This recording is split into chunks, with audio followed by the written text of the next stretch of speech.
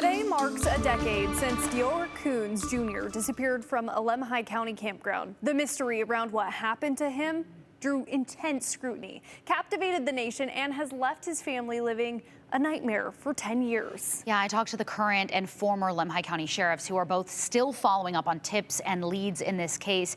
They have three theories about what happened. DeOrr was taken by a stranger, there was foul play involving people he was camping with, or nature took him, meaning he walked off or an animal got to him.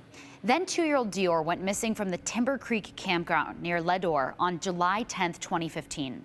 He was camping with his father, mother, great-grandfather, and a family friend. Days turned to weeks, weeks to months, months to years, and not a trace of baby DeOrr was found at the campground. Law enforcement has named various suspects, but today, this case remains open and unsolved.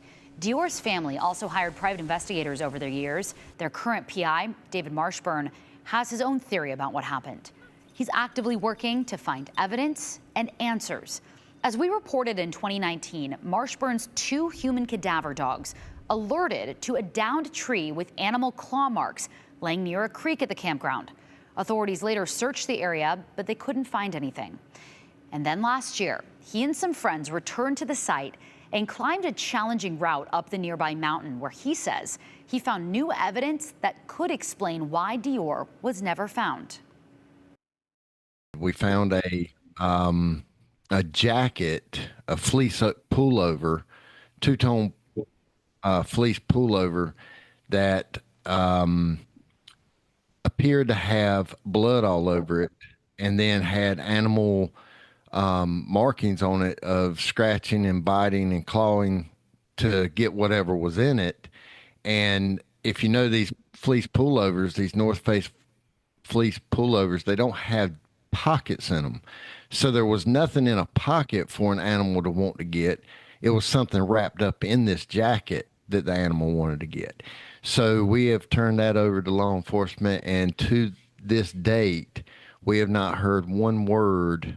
Neither I or the family have heard one word about any kind of testing on this fleece pullover.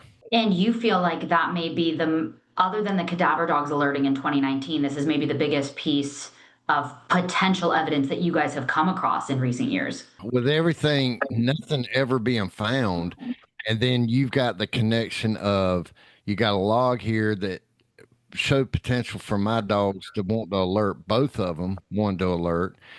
Law enforcement's dog found it interesting. And then you come across a jacket that was pretty much manufactured 2014, early 2015.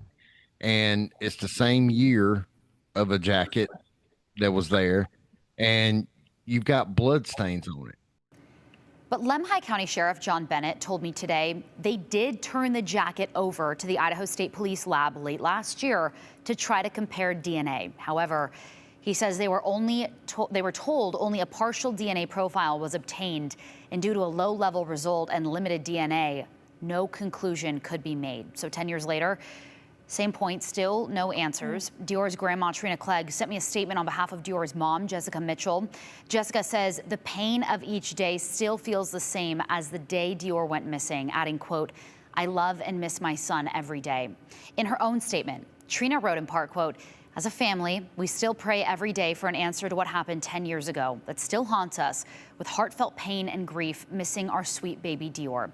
It's still the same from day one to now. The fact remains the same. Baby DeOrr is still missing, and there has been zero evidence of how at this time." You can read Trina's full statement right now on ktvb.com. Just heartbreaking. Yeah. Well, 4 years after DeOrr disappeared, KTVB spoke with the last 3 people to see him alive. You can watch that special coverage right now on KTVB+. Download the app on your TV and watch for free.